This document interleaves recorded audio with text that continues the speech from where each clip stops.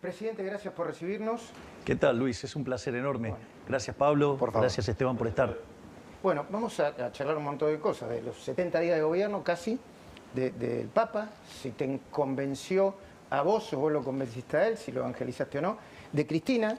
Estos son los apuntes, después lo vamos a desarrollar, de la respuesta que le das después de tu análisis a la ex vicepresidenta o vicepresidenta. Pero empecemos por lo más actual.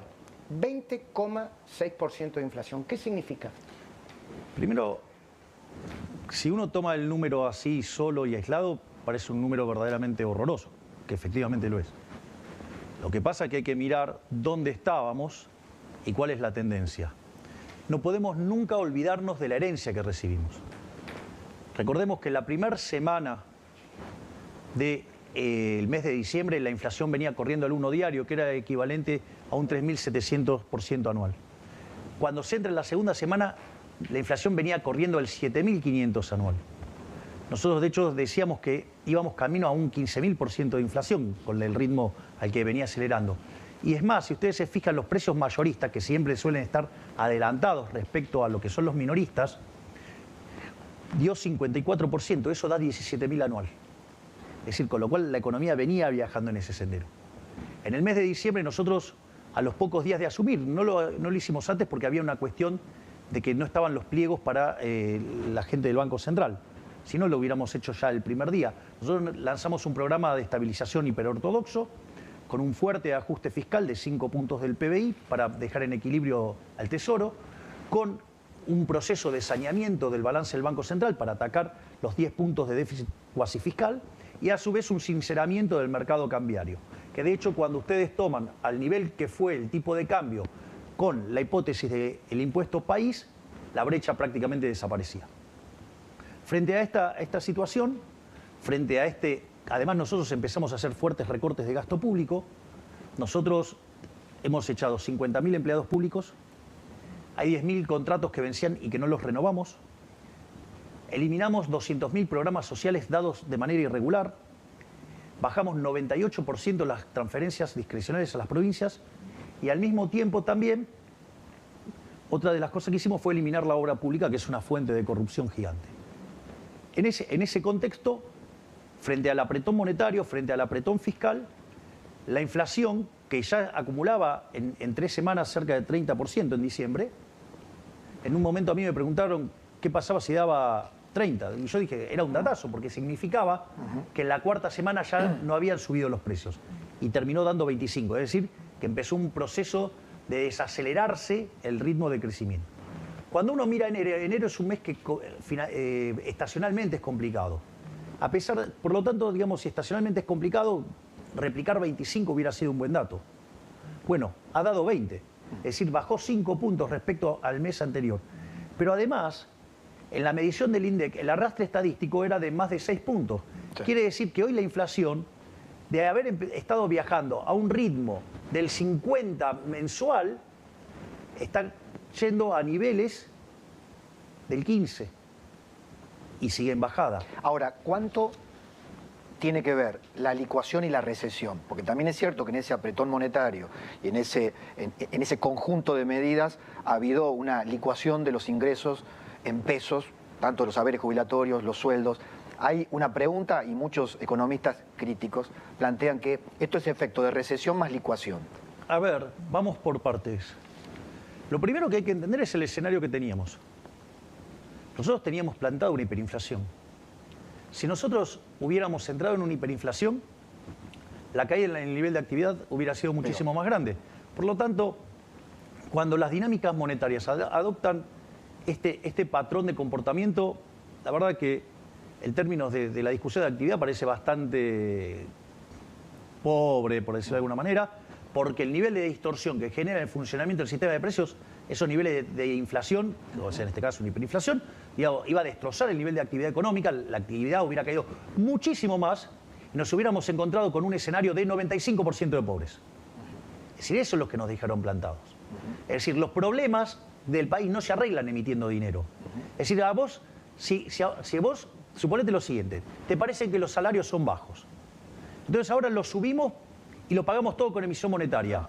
¿Vos vas a ser más rico? No, vas a ser menos rico. Te voy a explicar por qué.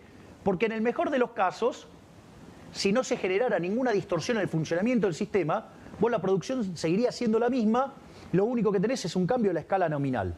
Sin embargo, como la vida real es muchísimo más complejo, la forma en la cual ingresa el dinero va generando distorsiones de precios relativos en la transición. ¿Eso qué es lo que hace? Que la producción sea mucho menor. Por lo tanto, terminás estando muchísimo peor. Y como además afecta el proceso de inversión, de largo plazo también estás peor. Por lo tanto, no hay solución de decir, a ver, es como que vos me digas, mira... No hay solución inocua. Exacto. Es como que suponete lo siguiente. No sé, hoy vamos a cenar nosotros dos y tenemos preparado tallarines para los dos, ¿no? Y sucede que se nos suma Esteban y se nos suma Luis. Entonces agarro, los pongo los tallarines en la fotocopiadora e imprimo 2 hojas de tallarines. Digo, no creo que vayan a estar muy contentos. Seguimos teniendo 2 platos de tallarines, ¿me comprendés? Entonces, ¿o acaso los que somos más grandes, digamos, que hemos visto billetes más grandes, que éramos millonarios por tener esos billetes más grandes? No, era un problema de escala nominal. Y me parece que, en ese sentido, el daño que le ha causado la inflación a la Argentina es tremendo. Pero además, si uno quisiera ponerse en el campeón del progresismo, el campeón del progresismo tendría que estar abrazado todos los días a Milton Friedman. Porque no hay impuesto más regresivo en la economía que el impuesto inflacionario. Entonces, si vos verdaderamente estás consternado y afligido por los más vulnerables, tu política tiene que ser exterminar la inflación. Ahora, Javier, con esta política, con esta desaceleración de precios, estás teniendo una desaceleración en la tasa de inflación. Bien, con esta proyección, la inflación a un dígito, ¿cuándo estaría? ¿Cuándo se puede prever? Digo, la economía no es una ciencia exacta.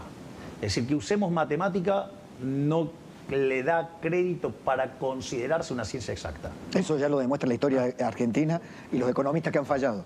Claro. Ahora, lo que sí vos sabés es que si dejás de emitir, tarde o temprano la inflación la vas a exterminar. Ahora, ¿por qué? Porque, por más que no le guste a la señora Cristina Fernández de Kirchner, la inflación es siempre y en todo lugar un fenómeno monetario que se genera por la existencia de un exceso de oferta de dinero, ya sea o porque subió la oferta o porque cayó la demanda de dinero, o las dos cosas a la vez. ¿Cristina le molesta o no sabe de economía? Mirá, yo leí el documento que ella envió. Es por las dudas, no sé qué cámara. Es decir... Sí. Amarillo es el tuyo, ¿no? Sí, todo, con las subrayadas, todos, sí, los comentarios sí es el mío. ¿Y los comentarios estos son tuyos? Sí, después agarré y modelé lo que ella dice. Ajá. Entonces... El hombre de paja, Cristina Kirchner. Sí, bueno, digamos, eso como modelo de titulé Cristina, debe algunas ser. cosas, exacto. Pero desde mi punto de vista ese modelo es incorrecto.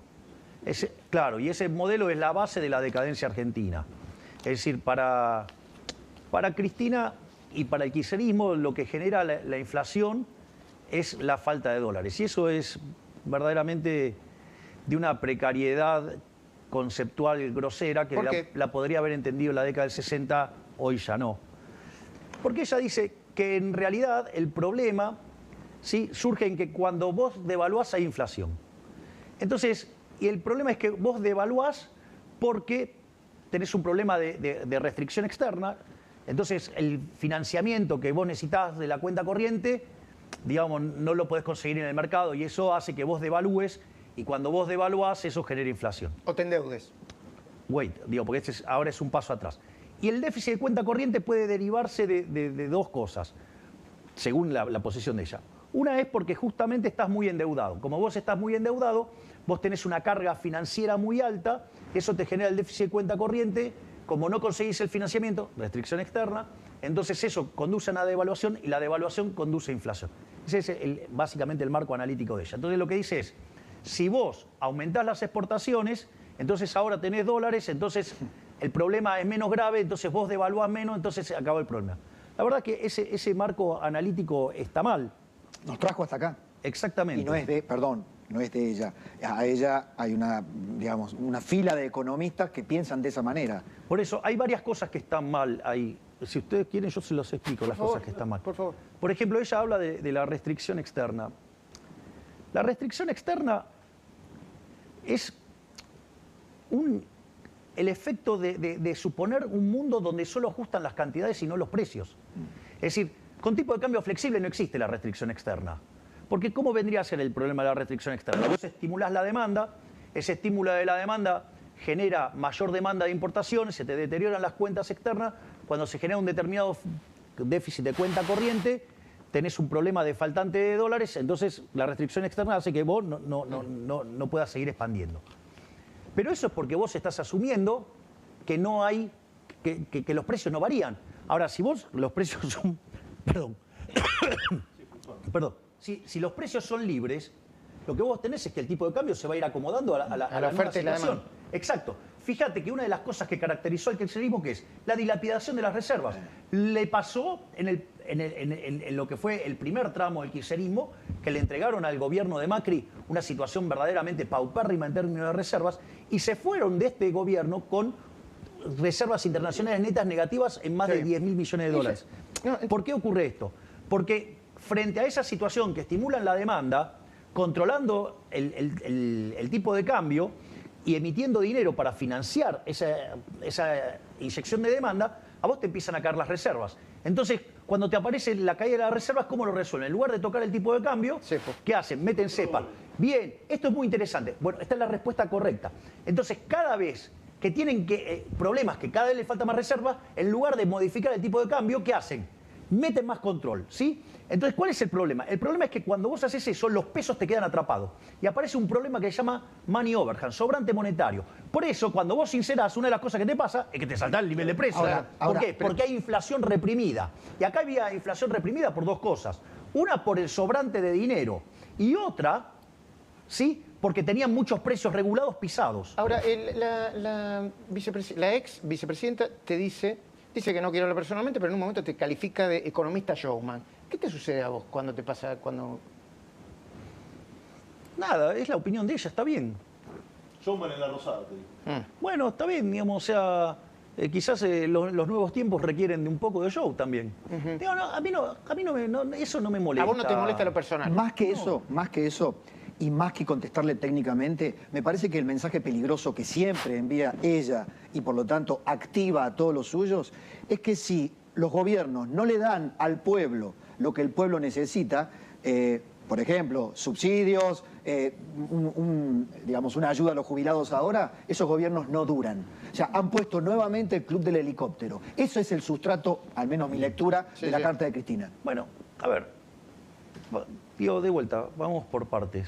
En lo político, desde lo político lo pregunto. Yo voy a plantear las cuestiones en distintos planos. Hay una frase de Thomas Sowell que es maravilloso. Dice, la primera lección de la economía, ¿cuál es? La escasez. No hay de todos para todos. ¿Y cuál es la primera lección de la política? Ignorar la primera ley de la economía. Exactamente. Entonces, cuando uno ve el análisis que hace Cristina, justamente lo que uno ve es que ella ignora, ¿sí?, algunas cuestiones básicas de la economía.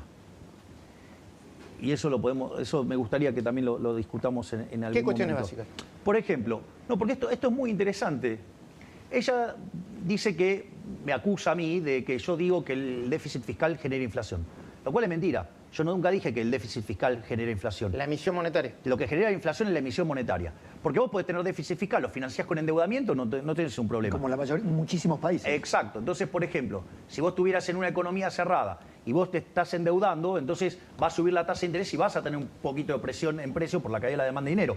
Y si estás en una economía abierta, ni siquiera pasa eso. Con lo cual, eso, digamos, es falso lo que dice. Entonces ella arma lo que se llama un nombre de paja y acusa desde ese lado. Ahora, cuando el déficit fiscal es financiado con emisión monetaria y esa emisión monetaria hace que la oferta exceda la demanda, es ahí donde aparece el problema de precio. Y parece que eso no se lo explicaron bien. O sea, o no lo entienden, no lo sé. No le salió. Y bueno, qué sé yo, lo que sea. Entonces, es más, hasta, fíjate esto, porque el primer párrafo que está en negrita es monumental por todos los errores que comete. Pero hay algo que es lo más interesante de todo, ¿no? Porque si fuera cierto esta hipótesis de que el déficit genera inflación, ¿no?, que no es lo que yo sostengo, que lo acabo de demostrar, la pregunta es, ¿y la deuda externa? ¿De dónde salió? Cristina, la deuda sale del déficit fiscal. Claro. Es decir, y es falso que el gobierno de Macri sea el que más endeudó a la Argentina. El que más endeudó a la Argentina, básicamente, fue el gobierno de Alberto Fernández. Ahora, perdón, porque esto es la discusión política. Perdón, Esteban, ¿eh? Sí. ¿Cuánto puede durar este ajuste? Está claro que hay... ¿Cuánto lo puede aguantar la gente? ¿Cuánto lo puede aguantar la gente? Políticamente, vos me imagino que lo analizás eso, ¿no? Sí, obvio. Bueno, pero yo entiendo el punto. Ahora, Diego, ¿cuál es la alternativa? Dale. De vuelta. Una de las grandes falacias que se cae en Argentina con mucha frecuencia es lo que se llama la falacia del nirvana. O sea, te compara contra un escenario que no existe. Claro. Es decir, ¿qué piola? Contra el paraíso todo es una porquería, obvio, Claro. y sí. Ahora, si vos vas a estar todo el día viviendo en la lógica del paraíso, digo que estás todos los días rogando morirte. ¿Y vos crees que la gente lo entiende? ¿La mayoría de la gente lo entiende? Yo Está creo que la gente sí lo está entendiendo. Yo creo que la gente lo entiende. Porque es la primera vez en la historia que alguien hizo campaña diciendo que iba a haber ajuste. ¿Y Cristina tiene honestidad intelectual para ver esto o no?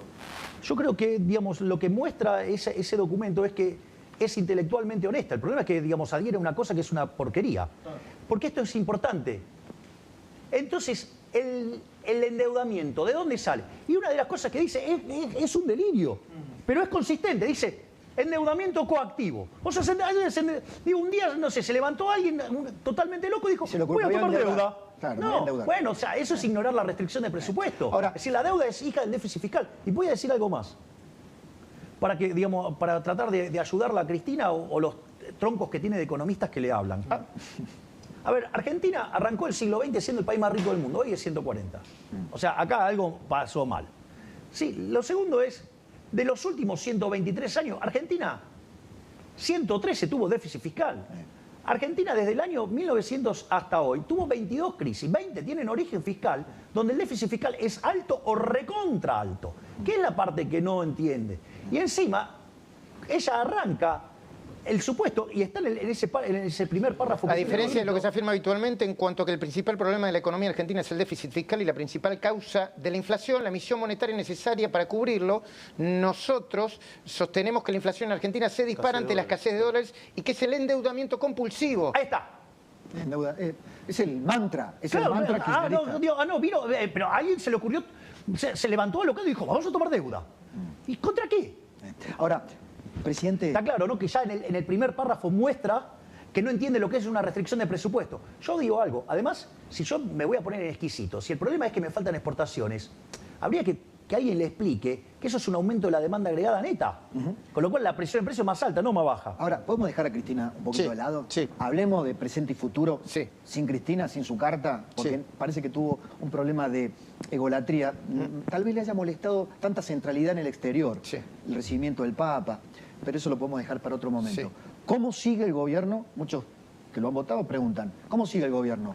¿Va a acordar con los gobernadores? ¿Va a avanzar con la motosierra? ¿Va a fondo? A ver, ¿Sin acuerdo político? la motosierra y la licuadora, que son los pilares del ajuste, no se negocian. No se negocian. El déficit cero no se negocia. El proceso de saneamiento del Banco Central no se negocia. Y una vez que nosotros tenemos el equilibrio fiscal en déficit cero y tenemos saneado el Banco Central, vamos a estar en condiciones de abrir el mercado cambiario. Y cuando nosotros hagamos eso, lo que vamos a tener es un rebote de actividad económica. Y explico por qué. Cuando vos tenés una restricción, un precio fijo, ¿sí? Un precio controlado, hoy tenemos un crawling peg, pero digo, o sea, es como que, Sí, que es el aumento es un paulatino, control que lo vas corriendo. Controlado. ¿Qué es lo que sucede? Vos tenés un exceso de demanda, ¿sí? Nosotros estamos limpiando restricciones todos los días. Sí. El mercado de cambio la gente no lo ve porque seguimos comprando dólares a lo loco, pero ahora esto es interesante. Digo, desde que asumimos compramos 7.000 millones de dólares, o sea, reforzando las reservas. Ahora, dicho esto, ¿qué es lo que sucede? Nosotros, una vez que vos tenés este exceso de demanda por tener un precio controlado, la contracara es que tenés exceso de oferta en el resto de la economía. Entonces tenés que los precios de los bonos son bajos, por ende es alta la tasa de interés, es alto el riesgo país, te genera un exceso de oferta en el mercado de bienes, eso hace que se te deprima el nivel de actividad. De hecho, el PBI per cápita está 15% por debajo del que teníamos en el 2011.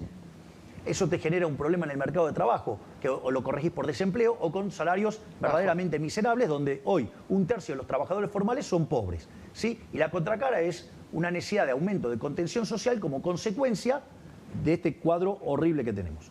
Y eso genera un círculo vicioso, que es el que, digamos, traía Massa, que nos dejó la inflación, digamos, a un ritmo viajando del 15.000 anual.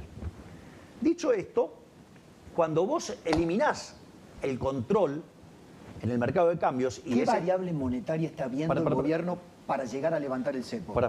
Porque son varias cosas. Una vez que vos eliminás el cepo, lo que sucede es lo siguiente. Ese exceso de demanda desaparece y desaparecen todos los otros excesos de oferta. Entonces, cae la tasa de interés, se expande la actividad económica, se expande el empleo y los salarios reales mejoran y la cantidad de pobres e indigentes cae. Exacto. Entonces, eso lo que va a hacer es que la actividad económica rebote. Y además, como la Argentina es una economía que destruyó capital furiosamente en los últimos 20 años, aún así vos podés crecer igual. Porque es tan poco el nivel de capital, es tan alto el retorno que vas a tener en una economía que está tan deprimida que hasta vas a poder crecer. Eso es lo que tiene que ver con la estrategia de la estabilización y cómo salís. Después está lo que nosotros mandamos en el decreto de necesidad de urgencia y la ley de bases, digamos, de reforma del Estado. Exacto. Que son un conjunto de reformas estructurales que tienen 3 elementos centrales. Uno es devolverle libertades individuales a los individuos. Otra tiene que ver con hacer estructuras de mercado más procompetitivas, no proempresas. Procompetitivas, no proempresas. Y terminar con los tongos de la política. Bueno, esto es, digamos, ha sido tremendo, ha sido demoledor. ¿Hay más puro de los que imaginabas? Sí, hay muchos más de los que... Pero bueno, esto es algo que también está bueno señalarlo. Ahora, lo que quiero decir, ese conjunto de reformas, lo que hacía es que Argentina escalara 90 puestos en libertad económica. Es decir, que Argentina se pudiera parecer a un país a Alemania. Es decir, que Argentina en 20 años podría parecerse a Alemania. El rechazo lo va a demorar. Claro, entonces, por ejemplo, en lugar de estar creciendo, porque cuando se dan esos procesos de convergencia, vos crecés a tasas muy fuertes. Por ejemplo, podés estar creciendo a tasa del 10% per cápita. Entonces eso quiere decir que vos duplicás el PBI per cápita en 7 años. Bueno, digamos, con estas tasas que vamos a tener como consecuencia de no haber avalado la reforma, tardamos 25 años para duplicar el PBI per cápita. Digo, en términos de pobreza y de nivel Ahora, de bienestar, ¿vos crees que no aceptan eso o no o la ley no pasó? ¿Porque son todos chorros? No, ¿O porque no les entienden la interesa. economía? No les interesa. A ver, la evidencia empírica internacional es hipercontundente. Es decir, los países que son más libres son 12 veces y media más ricas que los reprimidos. Tienen 25 veces menos de pobre en el formato estándar, 50 veces menos en el formato extremo. ¿Qué discusión? No hay discusión. Eso está claro. Ahora, hay algo que puedo traer Bueno, esto. pero es que ese es el problema. Eso sí está claro, pero el problema es que esta gente, ¿Quién es? los políticos, no quieren ceder sus privilegios. ¿Sabes qué fue lo? Mirá, la ley tenía 2 objetivos. Era, uno, terminar de ordenar el espectro político. Y otro, es decir, plantear las reformas. Yo te digo una cosa. Ustedes me conocen desde hace muchos años. Desde hace muchos años que yo vengo con la idea de que hay que ordenar el espectro político para que la gente entienda qué vota de un lado y qué vota del otro. ¿De qué lado está cada uno, decís vos? Bueno, eso implicaba que muchos delincuentes que se disfrazan de ovejas eran lobos. Hay diputados delincuentes, decís vos. Obvio. Le mienten abiertamente a la gente. Le hablan del cambio, pero como dice Macri, la mía está. No, o sea, entonces, ¿qué es lo que pasa? Lo más maravilloso que pasó con la ley es que cuando la empezaron a desguazar, dejando en evidencia todos los dedos sucios de quienes estaban sucios.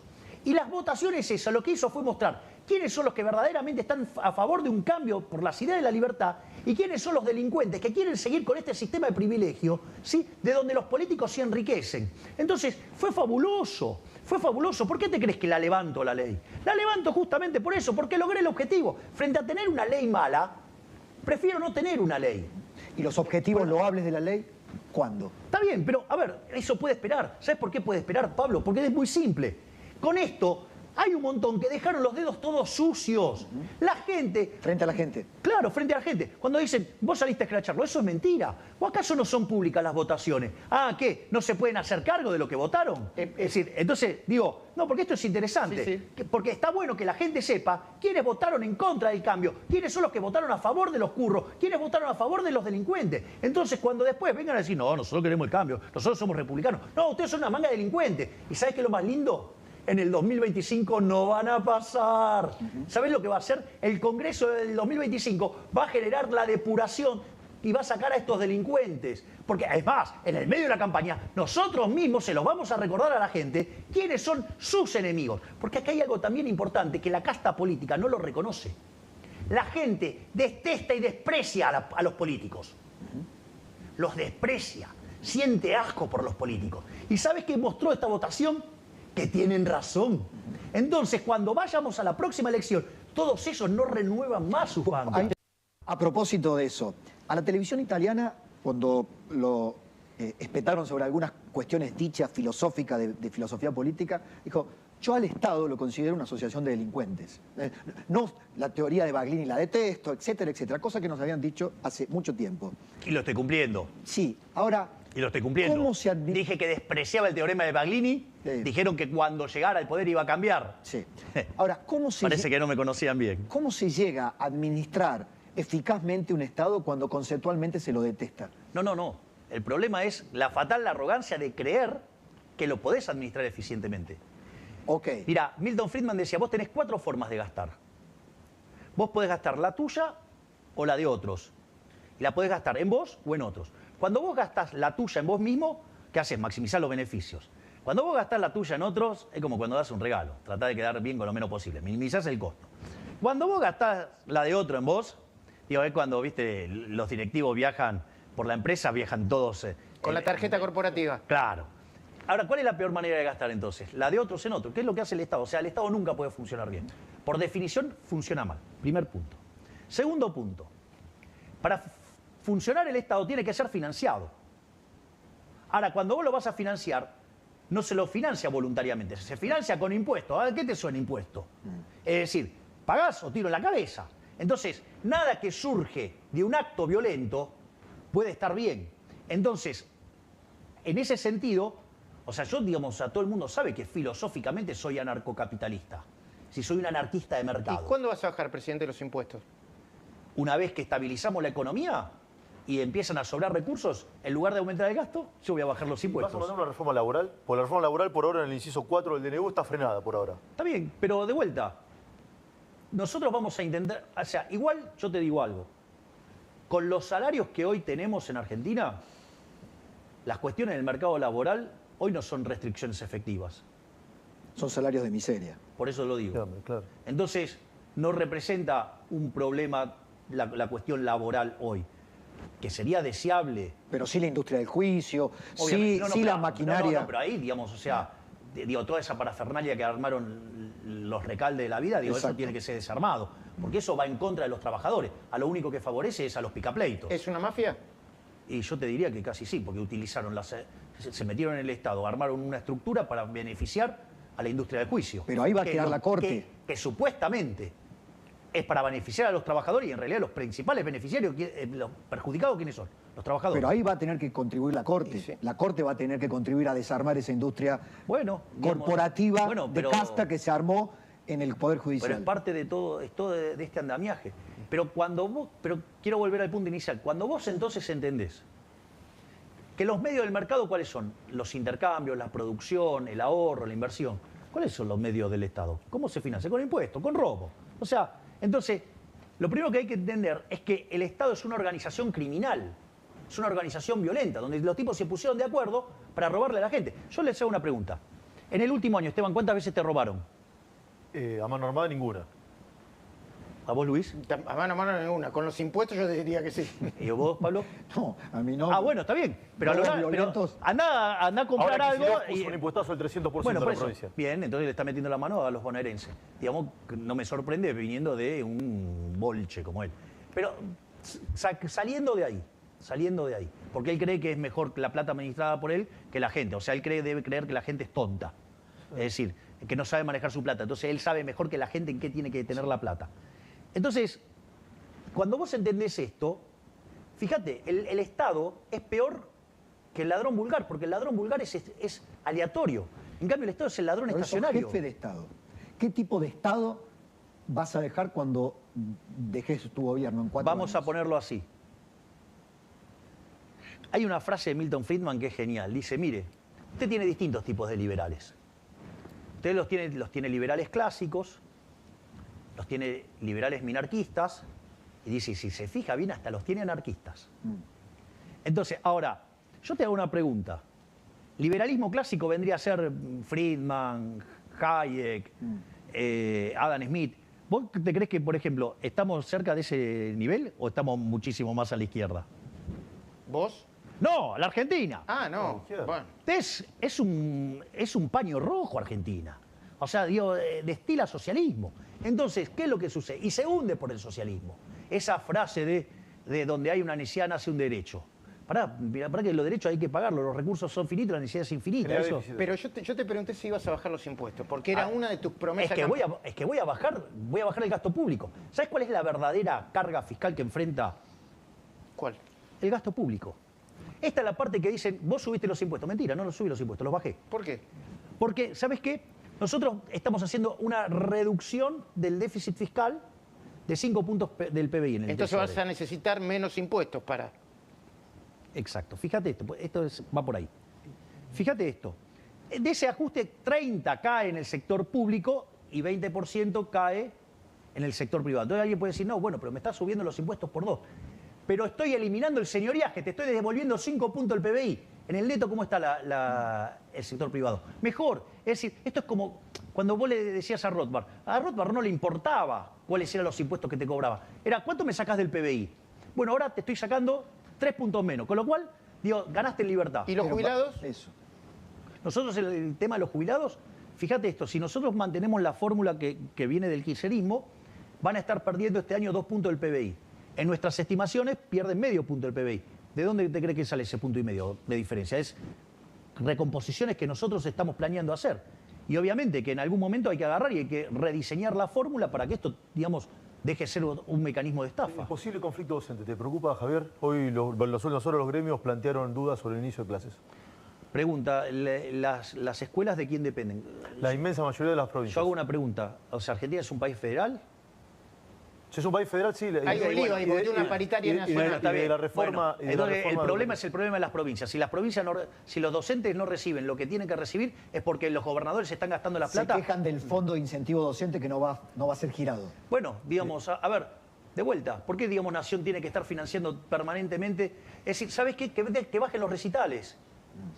¿Entendés? Cuando, digamos, Córdoba hace el Cosquín Rock, sí, que es privado, pero sucede que en subsidios... Exenciones impositivas. Por eso, subsidio, le da 1.000 millones de pesos. Sí. ¡Vamos! ¡Ey! Digamos, entonces, digamos, todos los artistas que tuvieron ahí, digamos, por ejemplo, Lali Depósito. ¿Cómo? Lali Depósito. Depósito. No sé si Depósito. Llega... Depósito. Lali Depósito. ¿No te gustó lo que dijo? Y cobró de la del Estado. No es sé decir, si llega a esa cifra de 1.000 millones. Bueno, pero Lali Depósito cobró de varios gobiernos. Entonces, de La Rioja, ¿no? Sí, por ejemplo. En uno de los recitales cobró $350.000. Entonces la pregunta es, ¿vos estás dispuesto a financiar esos gastos contra el IVA que le saca el alimento a los chicos pobres del Chaco? Es decir, entonces, para financiar esa cultura se la vas a cargar sobre los... ¿Sabes cuántos chicos? 2/3 de los chicos están en condiciones de pobreza. Entonces, vos estás gastando en recitales. ¿Por qué, digamos, Yarlora? Pregúntale por qué en lugar de agarrar y quejarse por los subsidios del transporte, pregúntale, digamos, por qué agarra y no corta la pauta oficial, que la usa como mecanismo de propaganda para que hablen bien de él. ¿La respuesta de los gobernadores es con la de ustedes? ¿No cuenten con la Nación? Salvo la coparticipación por ley. No, las cosas que le corresponden por ley son de ellos. Yo de eso no le toco nada. Todo lo que se les está restringiendo, ¿la Nación tiene la potestad para hacerlo legalmente? Obviamente, si no, no lo haríamos. ¿Le vas a quitar, perdón, adelante. ¿Le vas a quitar los subsidios a las obras sociales sindicales? Que es otra caja negra importante de la política. Nosotros estamos trabajando en terminar con todas las cajas negras de la política. Con todas. Sí. Con todas, no importa que sean los sindicatos, no importa que... ¿Por qué hay... Perdón, si no, me lo voy a olvidar y no quiero olvidar. No pasa nada. ¿Por qué sigue habiendo gente de la cámpora y de masa en muchos ministerios y en muchas direcciones? Bueno, en la medida que los vamos detectando, los vamos sacando. Pero les resulta difícil detectarlo, porque algunos dicen, no, esto forma parte de un acuerdo de Milei. No hay pactos de ninguna naturaleza con el kirchnerismo. ¿Qué votaron? ¿Me votaron algo a favor? No, nada. Digo, están con el club del helicóptero todo el día. Digo, ¿qué pacto tengo con eso? Por la carta de la jefa pareciera que no hay pacto. Y bueno, y entonces... Por eso. Ahora, hay aspectos de la burocracia estatal que van más allá de las grandes ideas que fija el presidente. que tienen que ver, por ejemplo, hemos tenido en estas horas la SUBE, implementar un mecanismo para que la SUBE le sea amable a aquellos que saben que tienen que pagar un boleto más caro y que van a cambiar el sistema de subsidio. No a la oferta, sino a la demanda. Exactamente. Pero le han hecho una mirada, y esto para los colaboradores del presidente, una mirada para mover las segundas y las terceras estructuras para que hagan más eficiente el Estado. De vuelta, es un oxímoron un Estado eficiente. Pero la gente con la SUBE, por ejemplo, ¿qué respuesta? Bueno, ¿a vos no te parece que es un cambio fenomenal el hecho de estar subsidiando a la oferta, pasar a subsidiar a la demanda? De que los subsidios le lleguen a los más vulnerables. Sí. Es decir, es una forma de focalizar y mejor... O sea, yo creo que por ejemplo, una de las cosas más maravillosas es lo que está haciendo Sandra Petovelo desde Capital Humano. Sí, sacar los intermediarios. Ah, ¿y a vos no te parece que eso no es Perfecto. fenomenal? Promesa de O sea, campaña. y además sacamos los intermediarios justamente cuando viene el proceso más duro del ajuste. En un contexto donde le duplicamos la asignación universal por hijo y la tarjeta alimentar. Mirá si no estamos fijándonos en cuidar a los más vulnerables. No solo eso, sino que además también estamos desarrollando un programa para que la clase media no pierda el acceso a la educación. ¿Cómo es eso? ¿Cómo es eso? Claro, porque, a ver, sucede que esto es algo fundamental. Vos sabés, o sea, a ver, todos los argentinos de bien entendieron que no se puede estar viviendo sistemáticamente por encima de los recursos. Así es. Y eso, digo, hay un canal que se dedica a rastrear gente y le llenan la cara de dedo todos los días. Sí. Tienen que ir y contratar actores para que hagan la crítica, ¿no? Sí. Bien. C5N. Sí, exacto. K5N. Ponele. Bueno, no importa. Dicho esto. Entonces la gente ya entiende que hay que hacer un ajuste. El tema central es quién lo paga. Nosotros lo que estamos proponiendo es que lo pague la política. Y bien que en el Congreso se notó. Bien que cuando mandamos el DNU, a ver, a todos le aprobaron los DNU a todos. Conmigo es el único que tiene problema. Y pensar que yo estoy devolviendo libertades. Pensar que estoy haciendo el mercado más competitivo. Ah, claro, pero hay un problema. Toqué los tongos de la política. Y eso en el Congreso saltó. Pero, No, sí, Javier. entonces, ¿qué es lo que digo? La gente sabe que se ha estado viviendo por encima de las posibilidades y que esto está quebrado y que hay que hacer un esfuerzo. Entonces, el punto central es quién lo paga. Y lo que estamos haciendo es esto. Ahora, y en la medida que después nosotros pongamos en equilibrio la economía, yo no voy a aumentar el gasto. ¿Va a bajar impuestos? ¿A vos qué te parece? Que sí. Javier, entre los complotadores o del Club del Helicóptero, ¿está Massa también o no? No lo sé, porque eso implicaría empezar a investigar seriamente. Pero vos te das cuenta que que están apostando a que te vayas antes, ¿no? Sí, los que gritan viva el consenso Carojas también. Lo decía por la reta. Sí, claro, digamos, o sea, ¿por qué no dijo mejor viva la corrupción, carajo? Porque en el fondo ya vimos lo que eran los consensos. Yo no sé si ustedes recuerdan, pero en mi paso como diputado, a mí se me criticaba fuertemente, decían que estaba ausente, que después, cuando... El problema era, digamos, que yo no votaba en las discusiones en particular. Claro, que vos en la discusión en particular dejaste... ¿Y por qué no votaba? ¿Por qué? Porque ahí estaba el curro. ¿Y qué pasó? Saltó toda la porquería, toda la pus de la política. ¿Se llama fideicomisos eso, Javier? Sí, y vamos a avanzar fuertemente contra todas las cajas negras de la política. Hay 10 fideicomisos que están a tiro de decreto. Que el presidente, si quiere, fueron creados por decreto, se pueden barrer por Te hago decreto. una pregunta. Si ese es el número, Sí. ¿que yo voy a hacer el decreto que los limpie? No, es una pregunta. ¿Querés apostar? No. Vas a hacer un decreto que limpie todos los fideicomisos. ¿A vos qué te parece? Si los tengo a tiro de decreto, anotalo, porque son En boletas. total dicen que son 10.000, 20.000 millones. ¿Cuántos son? Toda esa runfla son como 20.000 millones de dólares. Son todas cajas negras de la política. ¿Y a todos los tenés a tiro de decreto? No. No, a todos Hay no. otros Son que alrededor fueron de creados 40, por ley. Hay 29, si no me equivoco, 29 fideicomisos nacionales, de los cuales 10 son a tiro de decreto. Después están los fideicomisos provinciales, porque el fideicomiso, eso lo hemos contado en la televisión, se transformó en una manera de saltear todos Todas los las controles auditorías. cruzados. Exactamente. Empresas dentro del Estado que repartían dinero a muchos. Bueno, esto- entonces eso hay que terminarlo. Bueno, eso pone muy nervioso a muchos. Gobernadores, diputados. A mucha gente de la política que vive de eso. ¿Seguís con tu idea de dolarizar cuando puedas dolarizar? Sí. ¿Y cuándo crees que vas a poder? ¿Cuándo podés creer que vas a poder dolarizar? ¿Y cuándo podés creer que vas a levantar el cepo? A ver, son... Cosas diferentes. Sí, vamos por el tema de la dolarización. Hay un trabajo enorme que se está haciendo desde el Banco Central y que probablemente, salvo gente que entiende de la materia, no lo está viendo. Pero es lo siguiente. Nosotros emitimos dinero para comprar dólares. De hecho, compramos 7.000 millones de dólares en el mercado. Después tenemos un problema de la emisión endógena de dinero, ¿sí? que es la herencia de las LELIQ. O sea, limpiamos un montón, pero todavía queda un montón. Entonces, en ese contexto, nosotros tenemos esas dos fuentes de emisión monetaria. Cuando vos mirás la emisión monetaria, la variación de la base no varía. Está clavada en 10 billones. Eso es una de las razones por la que se está desacelerando la inflación. Exactamente. Entonces, ¿qué es lo que pasa? En ese contexto, lo que vos tenés es que estamos comprimiendo por sector fiscal y con el BOPREAL. Ahora, cuando vos mirás el balance del Banco Central, entonces empezaste a desinflar pasivos y activos, pero sobre todas las cosas, limpiamos la deuda de los importadores, pero vos mirás que hoy tenemos una base monetaria de cerca de 8.000 millones de dólares y compramos reservas por 7.000 millones de dólares. Es decir, que hoy tenemos cubierto el 87,5% de la base. ¿Y eso qué tiene que ver con el tipo de cambio o con el cepo? Eso tiene que ver que al tipo de cambio de mercado estás a un tiro de dolarizar. Bueno, para completar, ¿A un tiro de dolarizar? A un tiro. Pero fíjate esto, el problema no es que vos eso ya lo tenés, por decirlo de alguna manera. Ahora, te falta limpiar el resto de los pasivos remunerados, o sea, hay que seguir trabajando con el tema de los encajes remunerados, o sea, en realidad de los pases. Sí. Y lo otro que vos necesitas es una reforma del sistema La financiero estructura legal. para que no sea vulnerable a una corrida. Entonces, la idea está, pero demanda tiempo. Entonces, una cosa es que nosotros suponete lo siguiente, si siguiéramos limpiando el balance del Banco Central al ritmo que lo hacemos, el Fondo Monetario Internacional estima que nosotros podemos abrir el cepo a mitad de año. ¿Y vos qué decís?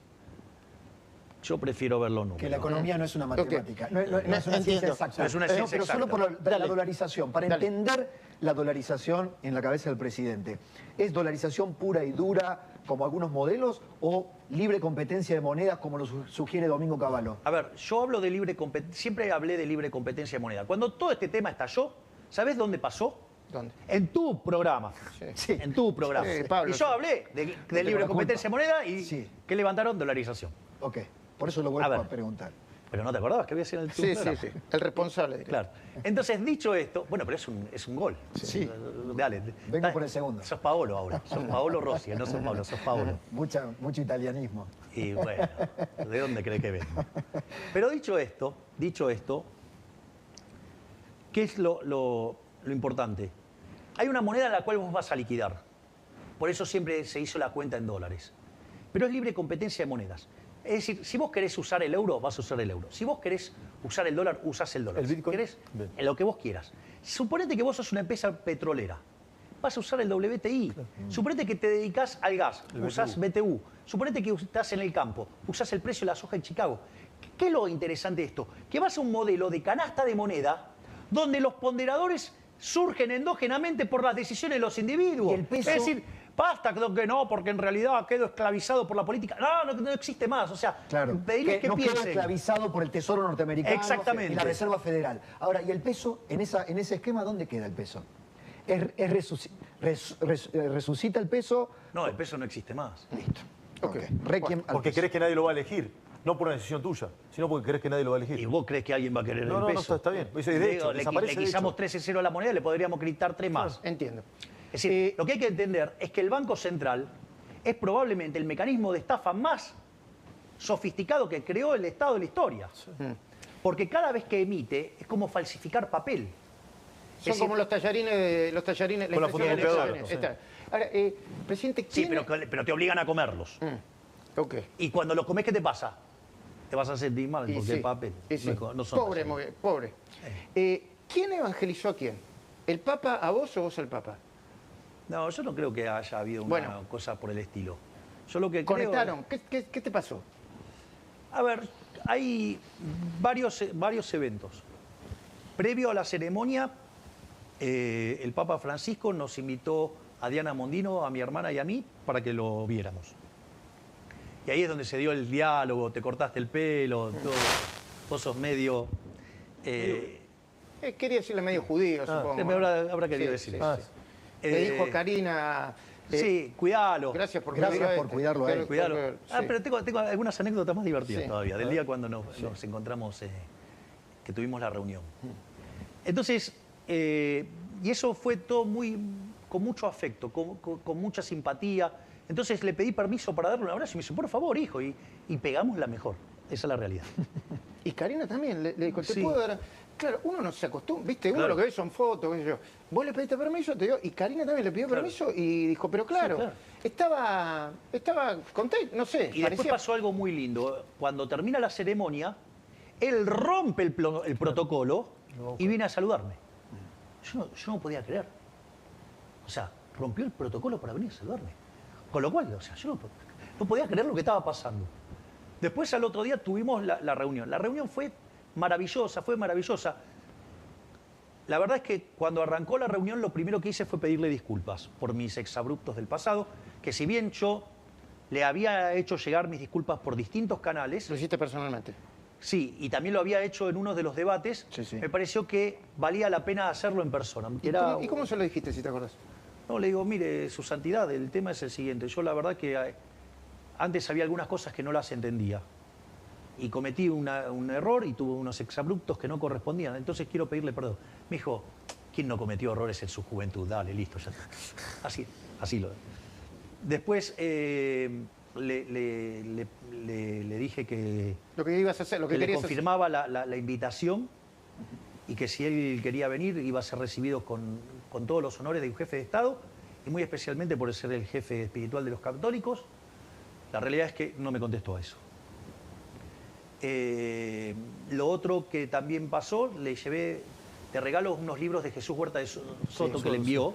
Así que le conté las cosas que le mandó y le dije que el profesor Huerta de Soto estaba dispuesto a hablar con él. ¿Hubo algo que quedó allí? ¿Aprobó el plan económico? Bueno, y después de Porque eso quedó como un malentendido allí. No.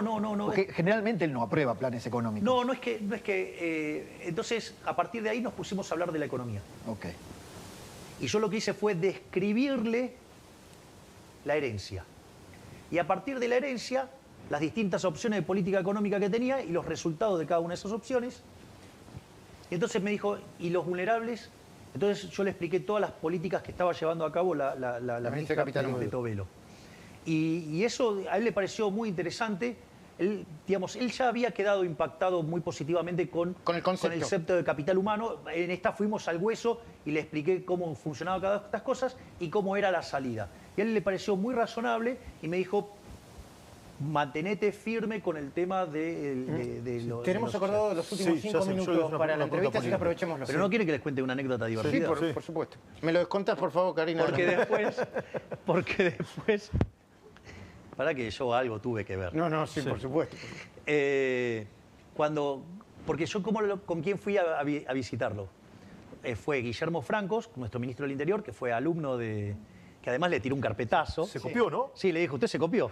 O sea, así, le tiró un carpetazo en el medio.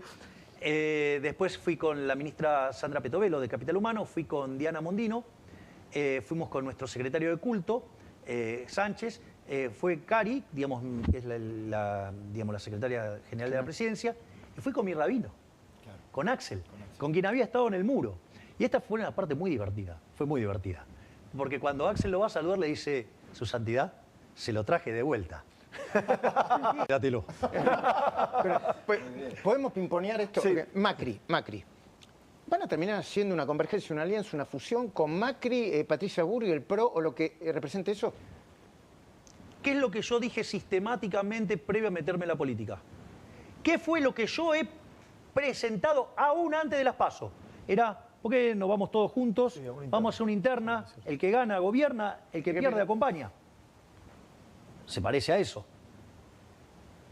Una de las cosas más maravillosas que pasó en la Cámara, por lo cual estoy muy agradecido del trabajo que hizo Cristian Ritondo, es que él logró abroquelar todo su bloque apoyando las ideas del cambio. Así es. Entonces, si ustedes se fijan, eso ocurrió solo, espontáneamente. Entonces, digo, yo veo que evidentemente va a haber una convergencia. ¿Pero parlamentaria o para integrar segundas, terceras líneas, algún ministerio? Mira, digo, esto es muy importante.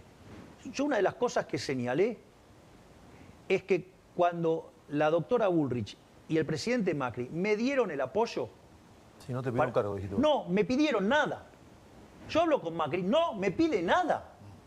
Es decir, las charlas que yo tengo con Macri son maravillosas. O sea, si él me cuenta experiencias, o sea, él está viendo las cosas que pasa y me cuenta sus experiencias. Pero no te sugiere nombres. No, digamos, a ver, ahora supongamos lo siguiente. Sí. Supongamos que yo tengo que cubrir un puesto Sí. y no tengo. ¿Vos le preguntás? Lancés, Yo no por le puedo ejemplo, preguntar, Lancés. pero Sí. yo no le puedo preguntar. Sí, claro. Sí, vos Digo, podés hacer lo que quieras, sí. bueno, pero digo, A ver, pero Scioli, ¿por qué Scioli? Scioli, a ver, en ese lugar Scioli tiene una experiencia fenomenal. O sea, es algo que ese trabajo lo conoce muy bien, lo hace muy bien y además es amigo de Guillermo. O sea, yo creo que cada ministro tiene que poder elegir sus No colaboradores. tiene nada que ver con el kirchnerismo, Scioli. Y tendrías que indagarlo y preguntarle a él y te vas a dar No cuenta. es casta. A ver, yo en algún sentido he hablado de tabula rasa y esto lo dije siempre. Todos aquellos que se quieran sumar al cambio hacia la ciudad de la libertad, vamos para adelante. Sí. Javier, le dijiste a Bonelli el otro día que Franco estaba firme como rulo de estatua. Sí. ¿Sí? Hay algunas... Lo confirmo. Bien, hay algunas especulaciones vinculadas con Martín Menem, presidente de la Cámara de Diputados. ¿También está firme como rulo de estatua? Obvio. Pose, Santiago Caputo. A ver, Sí, digo, como es esa como chica. digo, me estuvieras preguntando si los riñones están adentro de mi cuerpo. ¿Cómo? Y que vos me preguntes por Santiago Caputo, No, como me te pregunte, pregunto. digo, es un riñón. Es más que un riñón, pero bueno. Presidente, quedan los últimos O sea, minutos. ¿querés que lo haga más explícito? Sí. Hay un triángulo. El triángulo es Karina, presidente mi Milei, hermana, Karina Milei. Santiago Caputo y yo. Ok. Cuando lo ampliamos, entra Pose. Y así, digamos, vas ampliando y hay cada vez más. Pero Guillermo Franco, perfecto. Perfectamente. No, Solo añadido, va a necesitar cuadros técnicos, porque dos saltaron por el aire, por la crisis política. Es Uno cosas de que ellos, pasan. Giordano. En las segundas, terceras líneas se habla de que va a haber, ¿no?, como un shampoo. Va a haber más Hay que renuncias. lavado de cabeza a muchos. hay un dicho en política, ¿sabes qué dice? El que traiciona una vez, traiciona siempre. Los que quedaron del lado de los traidores, los estoy rastrillando, los voy a correr. O sea, para ellos no hay tabula rasa. Para los traidores no. Sí. ¿Está Píparo ahí? Para los traidores no hay tabula rasa. Y está Píparo ahí. Para los traidores no hay tabula rasa. sí, pará, sí, está. Sí, entendí que sí. Sí. Presidente, hay mucha gente que la está pasando mal. Estamos de acuerdo, ¿no? Hay diferentes discursos. Me parece que esa gente espera del presidente siempre alguna palabra. Gente clase media que le van a aumentar el colegio, la prepaga, los útiles. los útiles. Le agregaría mucha gente que sabe quién fue el responsable o fueron los responsables de esta situación y que votaron por Milei presidente. ¿Le puedes hablar a esa gente? ¿Lo puedo o a contar nosotros? con una alegoría? Sí, por supuesto. Supongamos una persona, tiene un departamento y un auto. Hipoteca su casa, ¿sí? Vende su auto, toma toda esa plata y se va a vivir la gran vida en Europa. O vende el departamento directamente. Cuando se terminó toda la fiesta, Alguien la tiene que pagar. tío, Capaz que no tiene la casa ni el auto. cuando vuelve no tiene ni la causa ni no tiene el auto. Ese es el populismo. Te comiste el capital. Bueno, esto es lo que pasó en Argentina. Es decir, si no, ¿cómo se arregla? ¿Qué, ¿Lo vas a arreglar con emisión monetaria? ¿Acaso, si fuera fácil imprimir la riqueza, nosotros seríamos multimillonarios entonces? El O sea, ministro de Economía sería un imprentero. claro, No, exacto. está bien. digamos, Mucha o sea, gente está diciendo, cuando en la entrevista en C5N dice, bueno, pero hay una luz. Sí, la única forma que se sale, Miguel Ancho Basto te diría, capitalismo, ahorro y trabajo duro. Es decir, entonces vos, capitalismo, o sea, un sistema que respeta la vida, la libertad y la propiedad, donde el eje central es la propiedad privada como un mecanismo por el cual funciona el sistema de precios, que es el mecanismo de coordinación. El ahorro, o sea, la única forma que vos vas a salir es si tenés salarios más altos. Ahora, para tener salarios más altos tenés que tener más productividad. Pero para tener más productividad tenés que invertir. Y para invertir, ¿cómo vas a financiarlo? El aire, no. Lo financiás con ahorro. Es decir, entonces, en la medida que la gente trabaje duro, ahorre e invierta, vamos a tener más productividad y vamos a salir. Esa es la fórmula que hizo que a inicios del siglo XIX, sí, en el año 1800, había poco menos de 1.000 millones de seres humanos en el planeta. Y el 95% de la población vivía con menos de $1 diario. Es decir, la condición natural del hombre era la pobreza. hasta que llegó el capitalismo. ¿Sí? En ese tramo el PBI per cápita se multiplicó por 15 veces con una población que se multiplicó por 8. Quiere decir que el PBI, o sea, 80 y 40, 120 veces subió. ¡Ey! Esa es la máquina de la prosperidad. Se llama el capitalismo de libre empresa. Ahora, claro, que gane el capitalismo de libre empresa es que gane la libertad. Eso tiene un perdedor, que es la casta política chorra, parasitaria e inútil, que es la que nos hundió y nos metió en esto. Entonces, esta vez el sacrificio tiene sentido porque es un sinceramiento para salir, no un mecanismo para terminar de robarles a todos. Digo, ¿por qué el consenso es un robo? ¿Por qué el consenso es una estafa? Porque cuando se sientan en el consenso en la mesa, Reparten. la mía está, pero la mía está en una torta más chica. ¿Sabes a quién jodieron siempre cada vez que hubo un consenso? ¿A quién? A los que menos tienen. Por eso yo no hago consenso con los delincuentes. ¿Qué consenso? Con el delincuente no negociás. ¿Qué vas a negociar con el tipo que te pone una pistola en la cabeza? No hay nada que negociar. Última pregunta. Por mi parte. Dale, por favor, porque... ¿Habrá gente rescatable en el futuro, si entiende, con los que se pueda construir poder político y algún tipo de consenso razonable? Esto va añadido a... No, ¿qué es consenso razonable? Porque si consenso razonable bajo es estos robar... parámetros. No, si bajo consenso estos parámetros. no, por eso. Si consenso razonable es robar, tongos, cargos, fondos negros, cajas negras de la política... Voy a dar un ejemplo. Eso no. Voy a dar un ejemplo. Tantas alegorías.